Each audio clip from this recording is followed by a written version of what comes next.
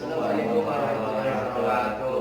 Kami dari kelompok 3 sama saya Ramadhani Fauzi Azhar.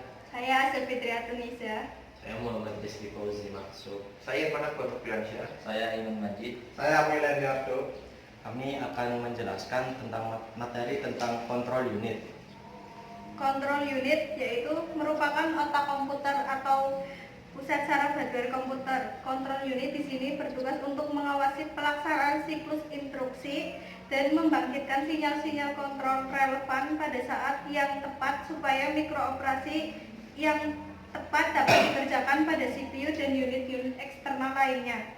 Seperti memori, input-output controller atau device, unit kontrol dirancang untuk suatu organisasi yang datapath spesifik seperti ALU, register, dan sebagainya. Jenis-jenis kontrol unit yaitu ada satu single cycle control unit, yaitu hanya terjadi dalam satu clock cycle, artinya setiap set instruksi ada pada satu cycle. Maka dari itu tidak memerlukan state. Dengan demikian fungsi boolean masing-masing kontrol unit lain hanya merupakan fungsi dari opcode saja. Clock cycle harus mempunyai panjang yang sama untuk setiap jenis set instruksi. 2. Multi-cycle control unit. Berbeda dengan unit kontrol yang single cycle, unit kontrol yang multi-cycle lebih memiliki banyak fungsi dengan memperhatikan state dan opcode. Fungsi boolean dari masing-masing output control line dapat ditentukan masing-masingnya akan menjadi fungsi dari 10 buah input logic. Jadi akan terdapat banyak fungsi boolean dan masing-masingnya tidak sederhana. Pada cycle ini, sinyal kontrol tidak lagi ditentukan dengan melihat pada bit-bit instruksinya. Bit-bit opcode memberitahukan operasi apa yang selanjutnya akan dijalankan CPU. Tugas unit kontrol unit adalah sebagai berikut. 1. Mengatur dan mengendalikan alat-alat input dan output. 2. Mengambil instruksi-instruksi dari memori utama. 3. Mengambil data dari memori utama kalau diperlukan oleh proses. 4. Mengirim instruksi ke ALU bila ada perhitungan aritmatika atau perbandingan logika serta mengawasi kerja. 5.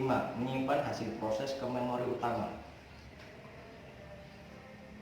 Cara kerja kontrol unit. Ketika sebuah komputer pertama kali diaktifkan powernya, maka komputer tersebut menjalankan operasi bootstrap. Operasi ini akan membaca sebuah instruksi dari suatu lokasi memori yang telah diketahui sebelumnya dan mentransfer instruksi tersebut ke kontrol unit dan dieksekusi. Instruksi-instruksi dibaca dari memori dan dieksekusi sesuai dengan urutan penyimpanannya. Program counter dari suatu komputer menyediakan suatu cara untuk menyimpan lokasi instruksi berikutnya. Urutan eksekusi berubah dengan memindah lokasi instruksi baru. Sebuah program merupakan kalimat imperatif pendek yang sudah dapat menjelaskan makna dari perintah tersebut. Sesuatu instruksi terdiri dari satu subjek komputernya, dua verb, suatu kode operasi yang mengindikasikan pekerjaan apa yang akan dilaksanakan, tiga objek operands yang mengidentifikasikan nilai data atau lokasi memori. Ketika instruksi-instruksi diterima oleh control unit, operation code akan mengaktifkan urutan logik untuk mengeksekusi instruksi-instruksi tersebut. Satu eksekusi program terdiri dari beberapa instruction cycle yang menjadi komponen penyusun dari program tersebut, sedangkan untuk setiap instruction cycle terdiri dari beberapa subcycle lagi seperti vertex cycle, indirect cycle. Fungsi unit kontrol. Unit kontrol bertanggung jawab pada pengordinasian aktivitas dalam komputer. Sinyal-sinyal kontrol disampaikan oleh unit kontrol untuk mencapai hardware logik dalam prosesor dan unit-unit eksternal lainnya.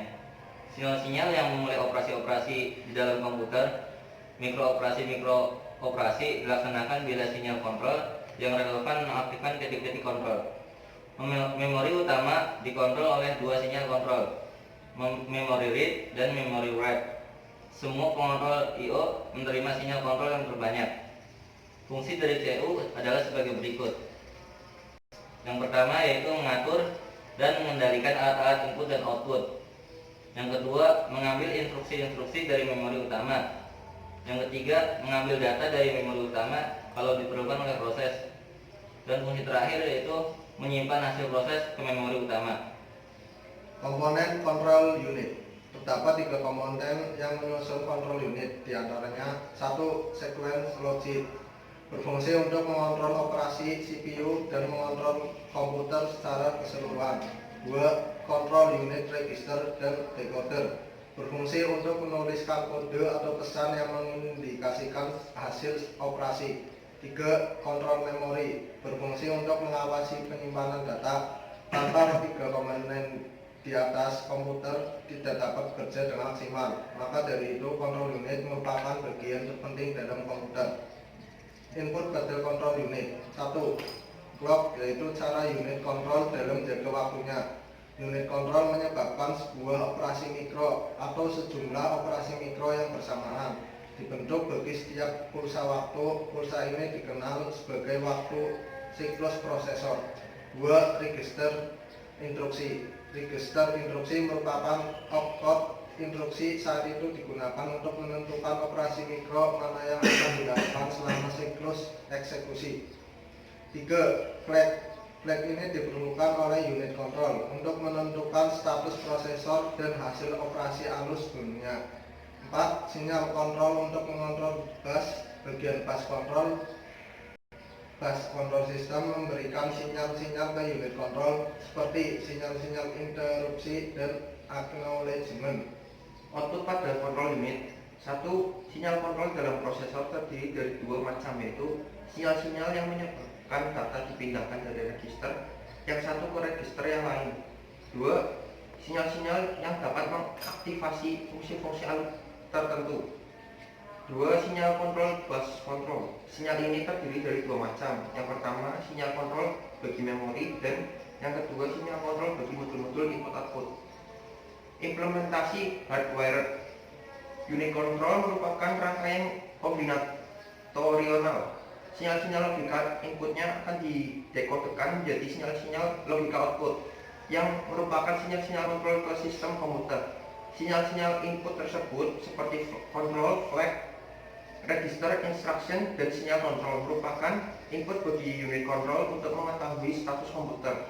Dan input biner akan menghasilkan 2N output biner. Setiap instruksi memiliki opcode yang berbeda-beda. Opcode yang berbeda dalam instruksi akan menghasilkan sinyal kontrol yang berbeda pula. Pulsa waktu ini digunakan untuk mengukur durasi setiap operasi mikro yang dijalankan CPU. Intinya digunakan untuk mensinkronasikan kerja masing-masing bagian. Masalah dalam merancang implementasi hardware. 1. Memiliki kompleksitas dalam pengurutan dan operasi mikronya. 2. Sulit untuk didesain dan dilakukan pengetesan. 3. Tidak fleksibel. Dan 4. Sulit untuk menambahkan. Secara garis besar, 1. Intinya unit kontrol merupakan rangkaian kombinatorial. 2. Sinyal-sinyal logika inputnya akan dikodekan menjadi sekumpulan sinyal-sinyal logika output yang merupakan sinyal-sinyal kontrol ke sistem komputer. 3. Input unit kontrol meliputi sinyal-sinyal register instruksi, waktu, flag, dan sinyal bus control. 4. Sinyal-sinyal tersebut sebagai masukan bagi unit kontrol dalam mengetahui status komputer. 5. Melanjutkan dikodekan menghasilkan sinyal keluaran untuk mengendalikan sistem kerja komputer. 6. N buah input biner akan menghasilkan 2N output biner. 7. Setiap instruksi memiliki opcode yang berbeda-beda. 8. Opcode yang berbeda dalam setiap instruksi akan menghasilkan sinyal kontrol yang berbeda pula. 9. Pewaktu unit kontrol mengeluarkan rangkaian pulsa yang periodik. 10. Pulsa waktu ini digunakan untuk mengukur durasi setiap operasi mikro yang dijalankan CPU. Intinya digunakan untuk sinkronisasi kerja masing-masing bagian. Implementasi microprogrammer. Implementasi yang paling sering digunakan saat ini adalah implementasi microprogram. Unit kontrol melakukan sebuah memori untuk menyimpan program kontrolnya. Fungsi-fungsi pengontrolan dilakukan berdasarkan program kontrol yang tersimpan pada unit kontrol. Selain itu, fungsi-fungsi pengontrolan tidak berdasarkan dekode dari input unit kontrol lagi.